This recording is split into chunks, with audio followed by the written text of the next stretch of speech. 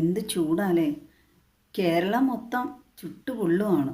ഈ ചൂട് ഇങ്ങനെ പോയിട്ടുണ്ടെങ്കിൽ നമ്മളൊക്കെ കരിഞ്ഞു പോകും. ഇക്കൊല്ലത്തെ സൂര്യാതാപമേറ്റുള്ള മരണം ആദ്യമായി കണ്ണൂരിൽ റിപ്പോർട്ട് ചെയ്തു.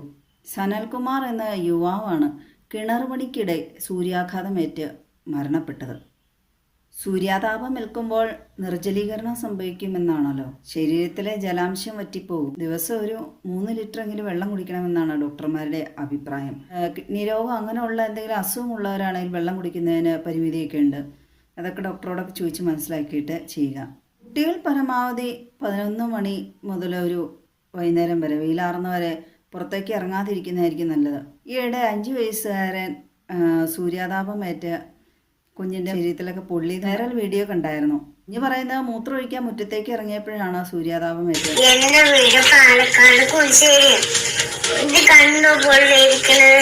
അപ്പൊ എല്ലാവരും സേഫ് ആയിട്ട് വീട്ടിൽ തന്നെ ഇരിക്കുക. എങ്ങനെയാ പൊള്ളിയതെന്നും കൂടി പറഞ്ഞു കൊടുക്ക്.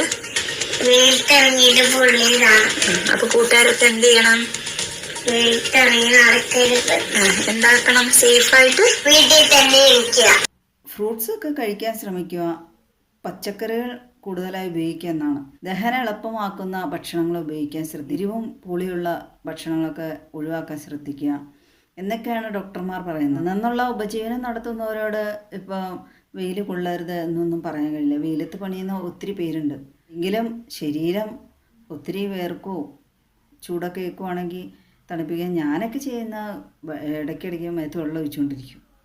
പുരുഷന്മാർക്ക് പിന്നെ ഷർട്ടില്ലാതെയോ എങ്ങനെയെങ്കിലുമൊക്കെ അല്പവസ്ത്രധാരികളായിട്ട് നടക്കാം. എല്ലാം മൂടിപ്പൊതിച്ച് നടക്കുന്ന സ്ത്രീകളുടെ അവസ്ഥയാണ്. വാർത്ത കണ്ടു വീടിൻ്റെ അകത്തിരുന്നാലും സൂര്യാതാപം വയ്ക്കുന്നു. ഞാനൊക്കെ വാതിലൊക്കെ അടച്ച് കർട്ടൻസ് എല്ലാം താഴ്ത്തിയിടും വെയിൽ അധികരിക്കുമ്പോൾ. അടുക്കളയിലൊക്കെ നമ്മൾ ഉച്ചയ്ക്ക് പാത്രം കഴുകാൻ ആരും ചിന്തിക്കുകയും വേണ്ട. ചുട്ടു പൊള്ളുന്ന വെള്ളം വന്നത് കൈയൊക്കെ പൊള്ളും. പിന്നെ ബാത്റൂമിലൊക്കെ ബക്കറ്റിൽ വെള്ളം നിറച്ച് വയ്ക്കും തണുത്ത് കിട്ടാൻ വേണ്ടി.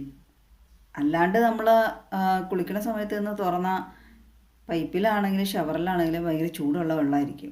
അല്ലെങ്കിൽ ഒത്തിരി രാത്രിയാവണം പിന്നെ വെള്ളം ഒന്ന് ഇച്ചിരി തണുത്ത് കിട്ടണമെങ്കിൽ. ഫാനിൻ്റെ കൂട്ടി കിടന്നിട്ട് വേർത്ത് കുളിക്കുകയാണ്. ഫാൻ ഒത്തിരി നേരം ഇട്ടാലും അതിൻ്റെ മോട്ടറിനൊക്കെ ചൂട് പിടിച്ച് ചൂട് കാറ്റായിരിക്കും വന്നത്. ചൂട് കൂടിയപ്പോഴുള്ള പ്രശ്നമാണ് പാമ്പ് കടിയേറ്റുള്ള മരണവും കൂടി. ഇപ്പോൾ അടുത്തിടെയാണ് 2 കുഞ്ഞുങ്ങൾ മരണപ്പെട്ടത്. ഒരേ പ്രായത്തിലുള്ള കുട്ടികൾ ചൂട് കാരണം നിലത്ത് കിടന്ന് ഉറങ്ങിയതാണ്. പാമ്പുകൾക്കും ശീതരക്തമായതുകൊണ്ട് ഇതുങ്ങൾക്ക് ചൂട് സഹിക്കണമെന്നില്ല. ഇതുങ്ങളും ഈ തണുപ്പുള്ള സ്ഥലം പിന്നെ വെള്ളമൊക്കെ അന്വേഷിച്ചൊക്കെ വീടുകളിലേക്ക് കയറി വരും. പുറത്ത് നമ്മൾ പൈപ്പിൽ ഓസൊക്കെ കണക്ട് ചെയ്ത് വെള്ളത്തിൻ്റെ അംശമൊക്കെ കിടപ്പുണ്ടെങ്കിൽ അവിടെയൊക്കെ പാമ്പ് വന്നിരിക്കാൻ സാധ്യതയുണ്ട് തണുപ്പ് കിട്ടാനായിട്ട്. ചൂട് ഒത്തിരി കൂടുന്ന വലിയ മഴയ്ക്കുള്ള മുന്നോടിയാണെന്നാണ്. ഇടയ്ക്ക് വേനൽ മഴയൊക്കെ പെയ്തെങ്കിലും കഴിഞ്ഞ ആഴ്ചകളിലൊക്കെ ചൂടിന് ഒരു ശമനവുമില്ല. ഉള്ള ചൂട് ഇളക്കി വിട്ടു എന്ന് പറയാം. ചൂടുകാലത്ത് പരമാവധി കോട്ടൺ വസ്ത്രങ്ങൾ ധരിക്കാൻ ശ്രദ്ധിക്കുക. ചൂടുകുരൊക്കെ ഉണ്ടാവാൻ സാധ്യതയുണ്ട്. ചൂടുകുരിൻ്റെ പൗഡർ ഉപയോഗിച്ചാലും ചിലപ്പോൾ പോവില്ല. തുളസിയിലൊക്കെ തേച്ച് നോക്കുക. എന്നിട്ടും പോയില്ലെങ്കിൽ സോഡാപ്പൊടി നാരങ്ങ നീരും ചാലിച്ചിട്ട് ആ നാരങ്ങയുടെ തൊലിയും കൊണ്ട് തന്നെ അങ്ങ് തേക്കും ഉൾവശം വെച്ച്. സൂര്യാതാപം ഏൽക്കുമ്പോൾ ഐസ് വെക്കരുതെന്നാണ് ഡോക്ടർമാർ പറയുന്നത്. തണുത്ത വെള്ളം ഉപയോഗിച്ച് പഞ്ഞിയോ എന്തെങ്കിലും കോട്ടണായിട്ടുള്ള സാധനങ്ങൾ ഉപയോഗിച്ച് നനച്ച് വെക്കാം.